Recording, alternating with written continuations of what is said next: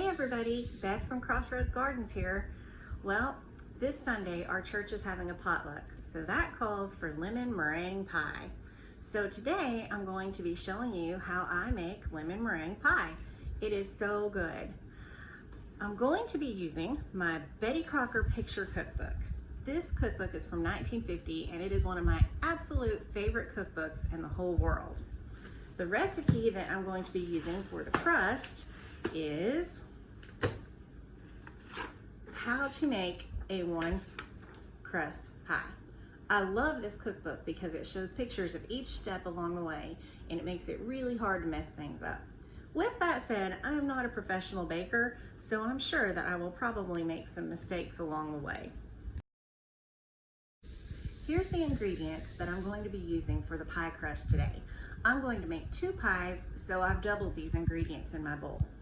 I'm starting off with 1 cup of sifted flour, which it's doubled, so there's 2 in there, a 1/2 teaspoon of salt, 1/3 cup of shortening, plus 1 tablespoon of shortening. I've used shortening before, regular vegetable-based shortening, and then I've also used lard, and they both come out really well. So just whichever you like to use. And then 2 tablespoons of water. So I've already combined the flour, the salt, and the shortening in my bowl. So the first thing I've got to do is cut it in with my pastry blender. So we'll do that.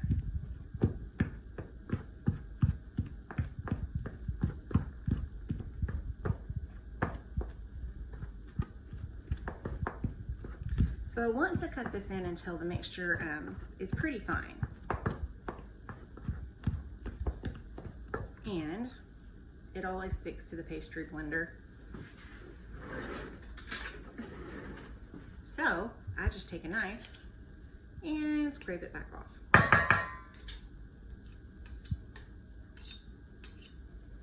And back to blending.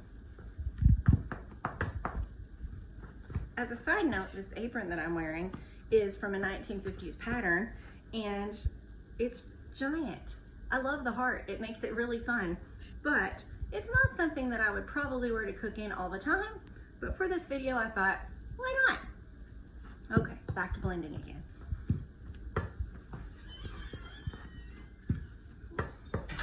Still blending.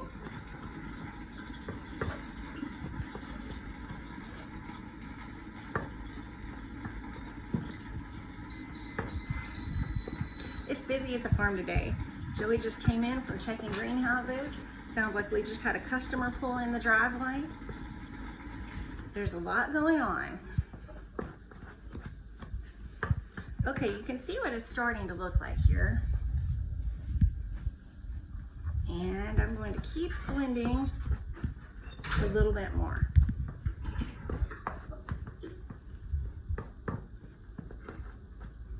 This pie crust always turns out flaky and really, really good.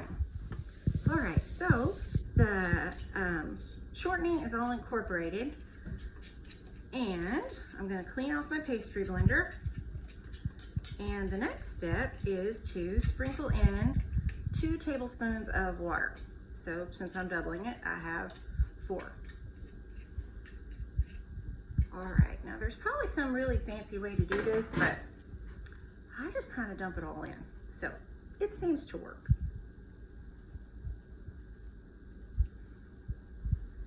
Okay, then I take my fork and I just kind of start raking through it like this. And it just starts to clump up into one giant ball of pie crust. So after I kind of get the water incorporated a little bit, then I can just get in there and take my hands and put it all together into a ball. So you can see I'm starting to smash it together in here. And I'm just working it into a ball.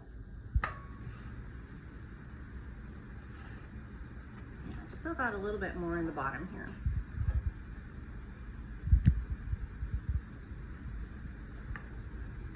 Once again, you folks that are awesome bakers probably have a really great way to do this, but this is what works for me. Okay, so now I have a lovely ball of pie crust. So I'm going to set that to the side and get out my good old wax paper. I love wax paper. I use this all the time. It's great for wrapping up individual portions, like if I make brownies or granola bars and we want to take them somewhere. It just keeps everything so fresh. All right, so I'm going to use a lot of wax paper. And I shouldn't have gotten rid of that knife. All right, I'm going to cut this in half so I can have two crusts. One for this one and one for this one. And more wax paper. I told you I was going to use a lot.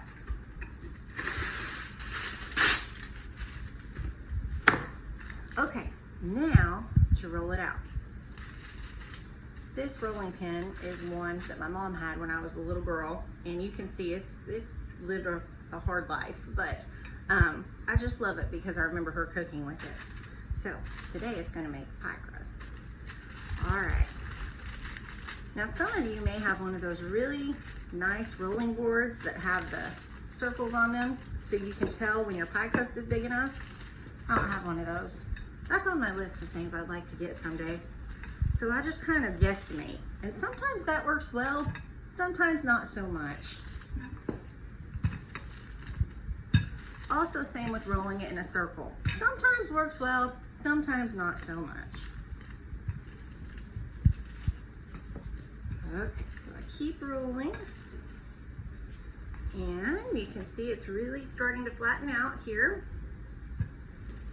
Still rolling.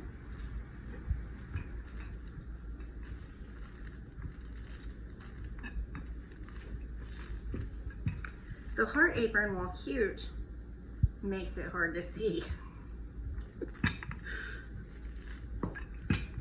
Okay, and I'm going to say that's probably about big enough, I hope. Okay, on to pie crust number 2.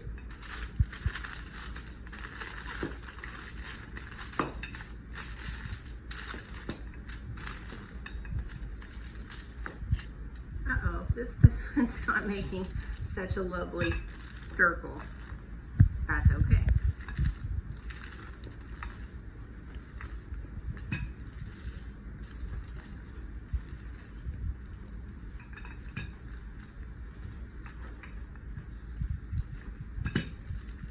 It still tastes delicious, even if it's not a perfect circle. Everything will be hard.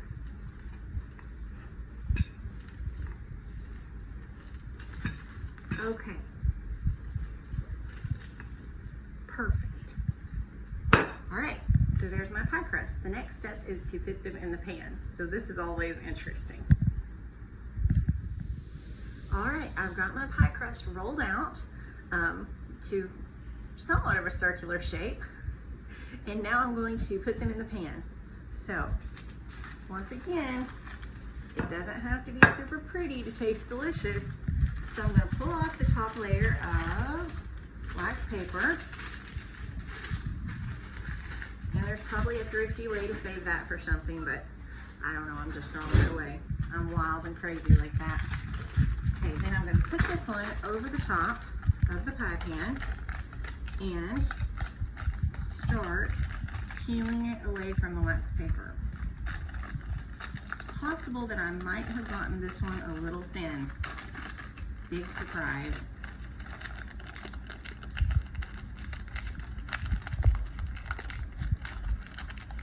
Still peeling. That sound is my dishwasher, by the way.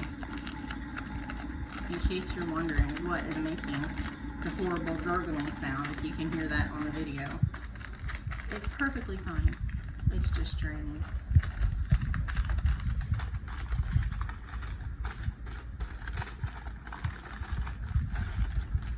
This is definitely a real life cooking video from the farm, complete with the driveway alarm and Joey checking greenhouses and the dishwasher and the pie crust that is not perfect, but tastes good. That's the important part. Okay, so ta-da! There it is. Alright, so I'm going to take my knife and trim around the edges because I got it a little too big. So trimming, trimming.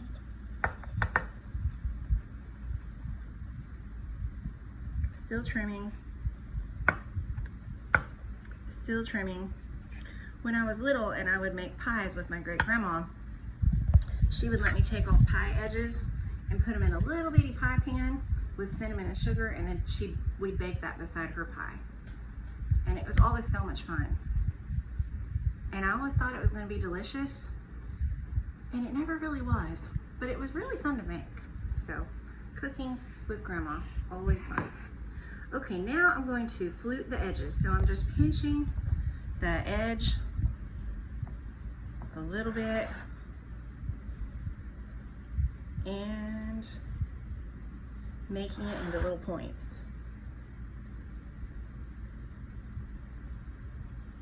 Again, not perfect. I'm going to put in a little more pie crust here. Don't look. There. Perfect. No one will ever know.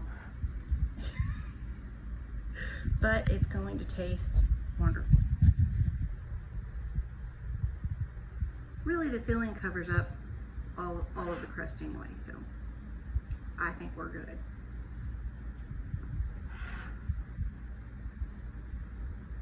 Okay, still fluting. Paste in a little more here.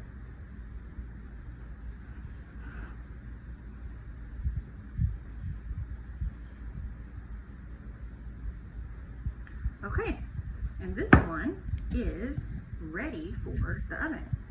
Oh, except, I'm looking to see, do I need to prick holes in it?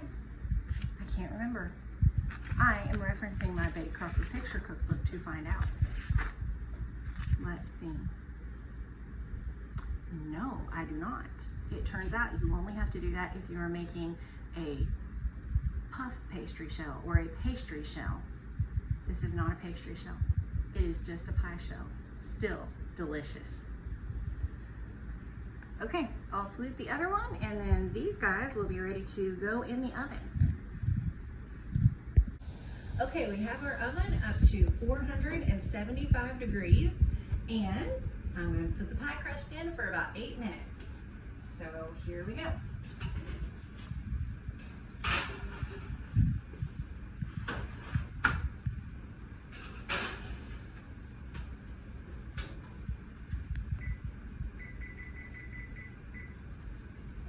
Okay, in case you're wondering what this is on the stove, it's some peaches that I'm thawing out to eat later today. We froze some peaches last summer, and those are always so good. There's the driveway alarm again. It's never a dull moment around here. Okay, we are ready to get the egg yolks ready for the pie. So we've got to separate the yolks from the whites. The whites we'll save for meringue for the toppings on the pie, and then the yolks will go in the delicious lemon filling part. So I have a lot of stuff for this because it is really important that you get the whites separated from the yolks. If you don't, you end up with those little bits of things in your pie, and those are just yucky. No one likes those. So lots of equipment to make sure this happens. The first thing that I would recommend if you don't have one of these is get one. I don't know what it's called, but it separates the whites from the yolks, and it is super handy. So I'm going to start with one of our eggs from the hen house here. This is always interesting. so your yolk just goes in there, and then our egg yolks are so thick. 40 years later, it separates out. Sometimes you can shake it a little bit and it will separate. Oh. See, there's still a little bit of yolk on there, but you don't want to get that in your pie. Don't be deceived. It will not be good for your pie filling. Okay, so sometimes what I have to do, if it won't come off, this is my secret weapon. I roll the yolk over in my hand, and it's still just stuck on there. So I'm just gonna actually just pull that off. Just getting every bit of it off. I'm gonna rinse that off. Okay, there's still just a little bit of yolk on there that I just want to pull right off. All right, so ta-da! One. This takes a long time, if you're me. Some of you can probably do this in 2 seconds. I'm not that person. Okay, and then my whites go in a separate bowl because, like I said, I'll use those for the meringue. All right.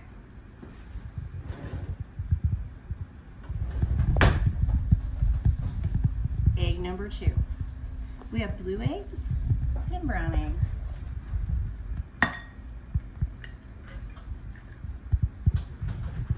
And I have learned, don't try to do this separating business in the same bowl, because if your yolk falls apart, there's your whole bowl of egg whites and yolks ruined because they're mixed together and there's no getting it out. True story. I learned this the hard way. Okay, it's still got just a little bit of that white. Pull that off. And another, I'm just gonna put that in the sink. Okay. Number 2.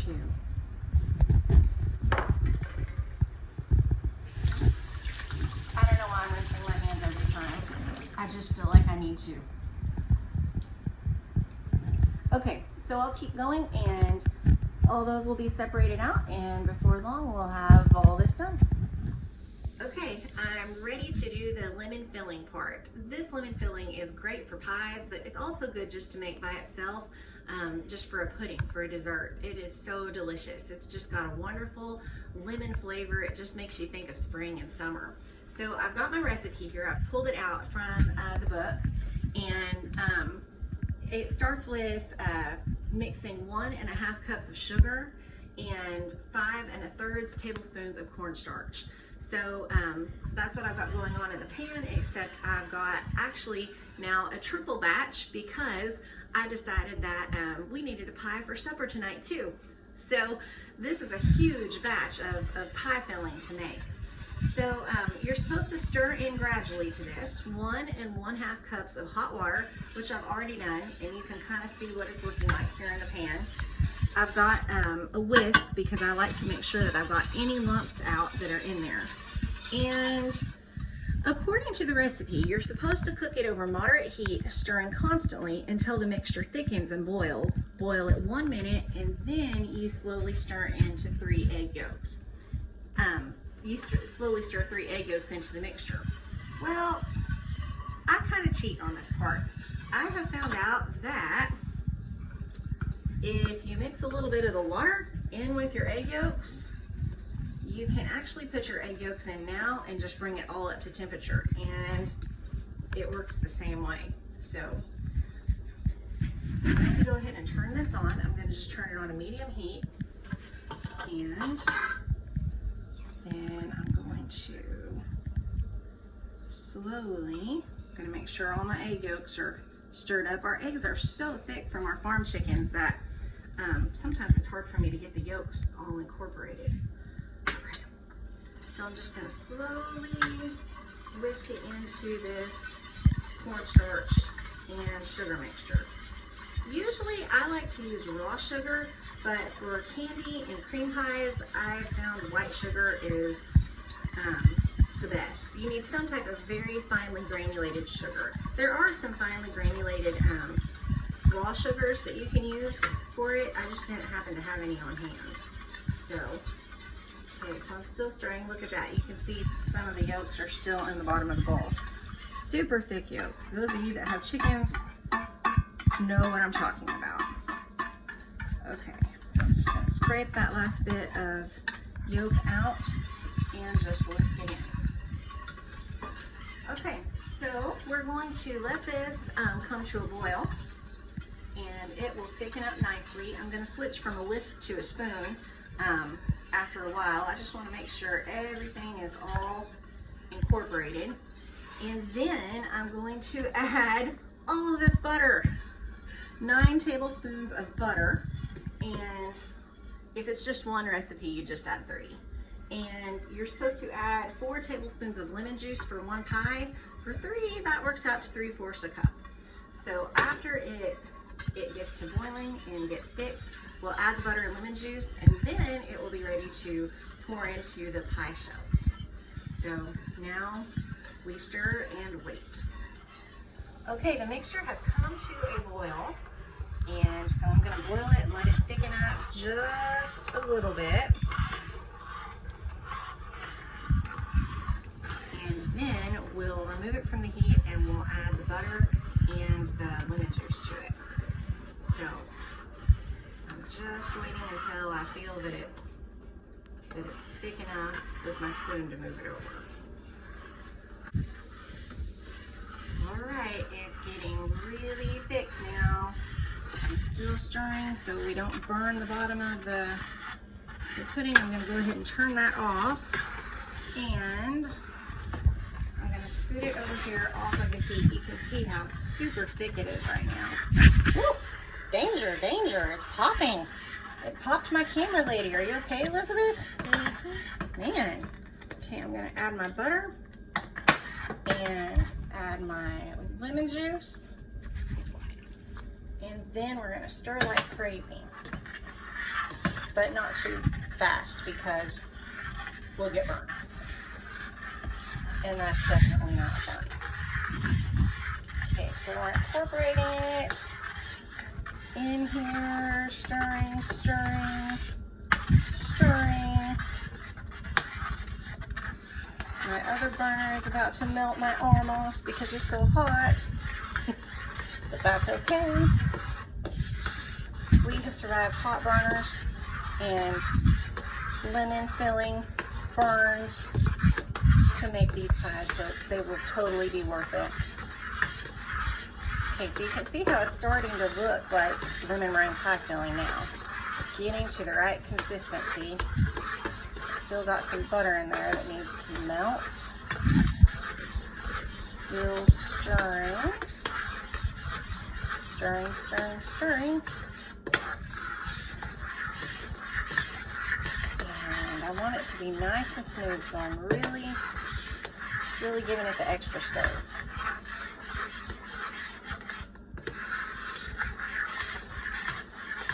Okay, I think that's looking pretty good. Here. Yum. Alright, so give it a little bit more of a stir, and okay, we're going to bring it over and pour it in the pie shells. The filling is done, and we're ready to pour it into the pie shells. I ended up with 3 pie shells because it looked so good. I decided we needed one for our family too. So you can see my pie shells did not turn out perfect, especially the one that I made for our family. I kind of hurried it together in the end, but they still are going to taste delicious. So, now start over here. Actually, let me start with this one first. And I'm pouring the hot pie filling just directly into the shell. Pretty good. I may go back and add more in a minute. And these pie shells are actually completely cold. I can take the trivets away. Okay, kind of to pour that right in there. And pie number 3.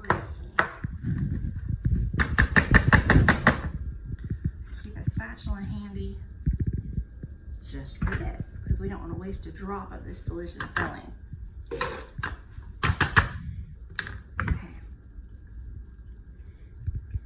Pour that into that one. And I think we've actually worked out just perfectly here. So, well, I had 3 extra bowls ready in case we needed to have some of the lemon pie filling, in case there was just too much, but I don't think we're gonna need them. There's just a little bit left in the pan. I think I can add it to this one. And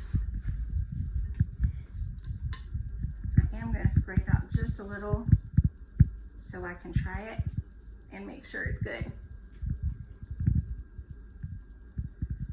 Okay. An important grandma rule is to always add water immediately to your pans, because if you don't, all of that filling is really hard to get out. Especially if you're making candy, that's a really good rule. So just put that in there, and that will save me a lot of dishwashing scrubbing later.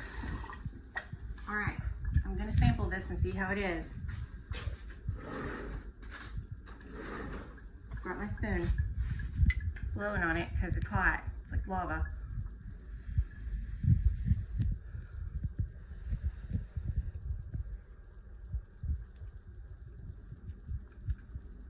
Delicious. Okay, on to the meringue. Okay, the pie crust is done, the filling is done, and we are ready for the meringue. So, once again, back to Betty Crocker for perfect meringue. For a single pie, you need 3 egg whites. I happen to have 9 because I have 3 pies. You need 1/4 teaspoon of cream of tartar, and you need 6 tablespoons of sugar. Again, use some type of very finely granulated sugar. I'm using white sugar today because it just works so much better. If you try to use a heavy raw sugar, it won't make your meringue turn out very well. And that's pretty much it. You just put your egg whites in, and you put the cream of tartar in, and then you beat those until they're frothy. So that will take just a little bit. So I'll let that beat until it gets frothy, and then you're very gradually going to shake all the sugar in.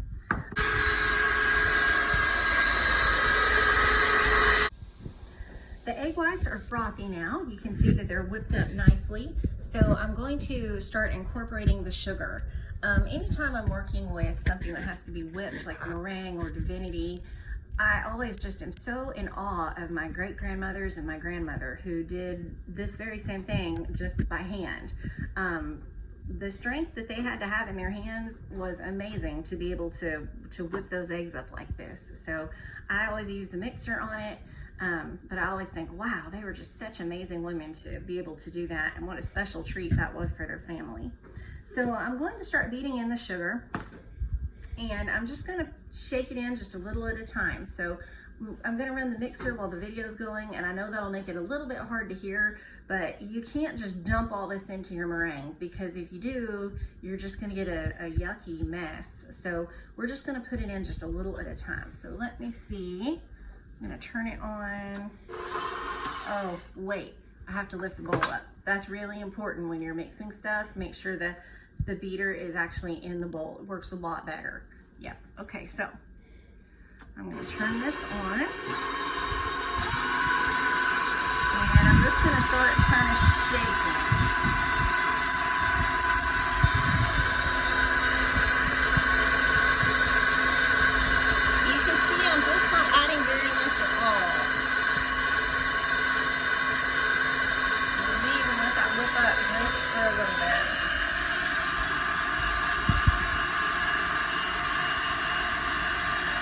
You don't want to overload it with the sugar all at once.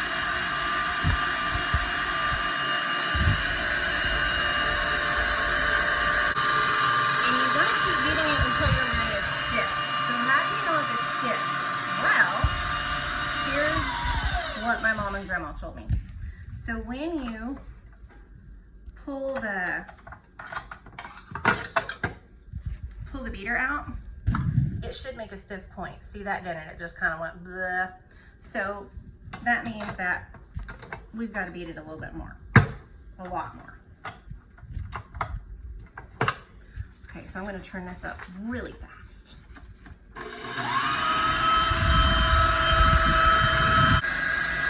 I'm glad I'm not doing that by hand. I've hurt myself.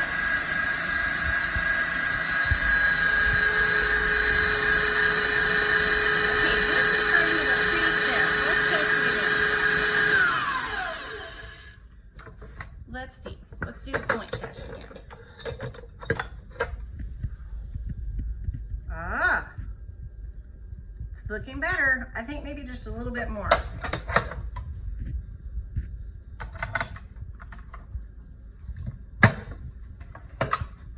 Uh-oh. Okay, I thought my beater fell off, but it didn't. We're good. All right, let's check it again. I hope it's ready this time. I'm kind of impatient. Oh, look at that. See how it just pulls up into a nice stiff point in the bowl? Yep, kind of like a Cindy Lou Who hairdo. That's what you want. That's how you know it's done. So I'm going to tap that off, and then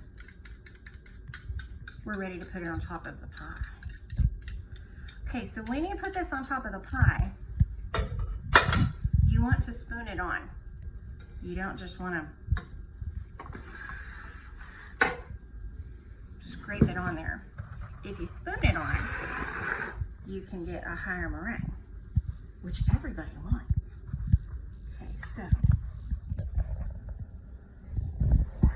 Ooh, oh, it's looking good already.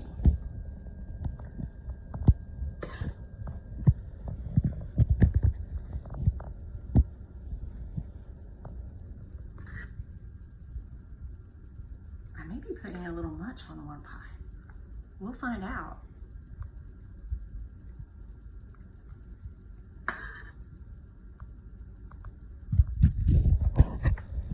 Maybe I should kind of work on 3 at once, just to be fair to all the pies. Okay, so.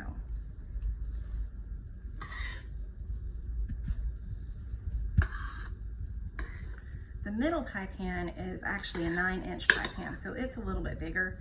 These other 2 are 8-inch pie pans, so a little difference in size there. I just went ahead and made the recipe for the 9-inch pies for all of these because it was easier to make everything fall out right. So, let me put this in here.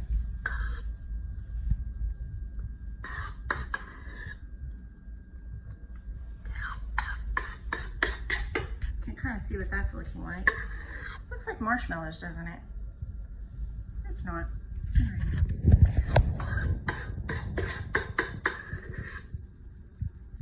Okay, and I don't have anywhere to put this, so I guess I'll just put it in this next one. Okay, I'm going to take the scraper and scrape the rest of this out and kind of just pour it on here, which I know is what I just said not to do. But if I don't, I think we're going to run out of meringue. It's a meringue emergency. Not really, we have enough, don't panic. All right, so now I'm going to take the back of a spoon and I'm just going to smooth it down just a little. It's good if you push your meringue all the way to the edges because that helps seal it in, although I still have it shrink sometimes. But that's okay. Remember, it doesn't have to look perfect to taste delicious. Okay, so just working this around a little bit. It's so fluffy and fancy. This is good party food. Or, like I said, this is going to our church potluck, and hopefully everyone will like it. If not, we're gonna have a lot of lemon meringue pie to eat. Okay, after you get the meringue kind of spread out, you can take the back of your spoon and just kind of flip it up a little bit. And that'll give you those nice little brown points that are so good, that get crunchy and delicious. Because who doesn't love those? All right, so we'll call that one done. I think I'll just set it over here on the stove.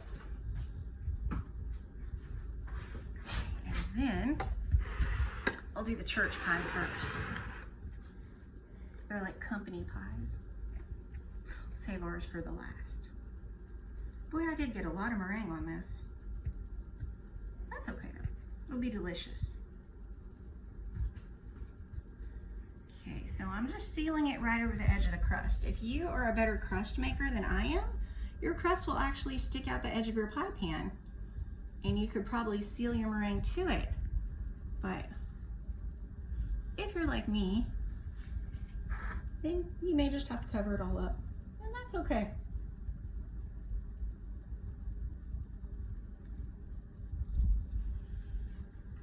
Okay, so sealing this one around, and then I'm gonna do the famous back of the spoon trick.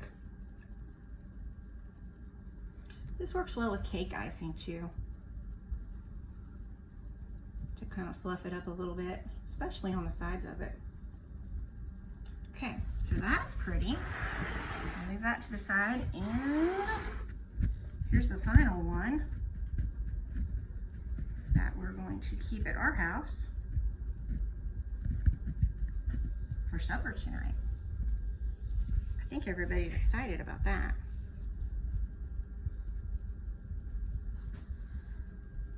Hopefully I can make this meringue stretch all the way around it.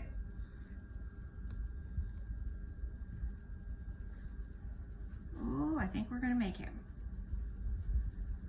Almost got it. Okay. All right, now you can just put these pies right in the oven if you want to.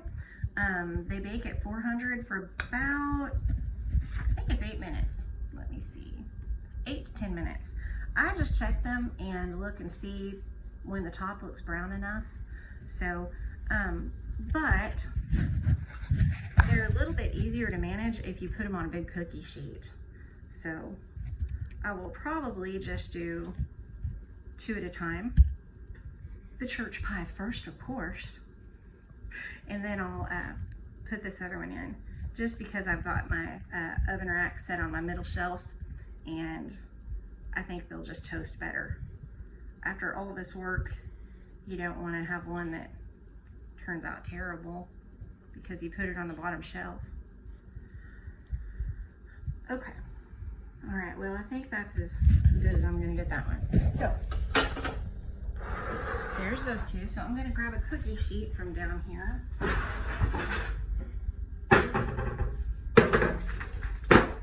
It's like I'm on a TV kitchen. I have all my cookie sheets just right down here. I really do have a cabinet under here that my cookie sheets are in.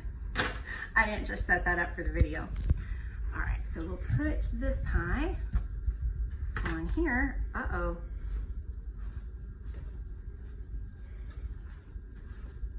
Oh, good. I didn't think they were both gonna fit at first. Okay, just ignore my cookie sheet. It looks a little rough. It's been well loved. Well loved. Okay, and these are going in the oven. They're heavy, for 8 minutes.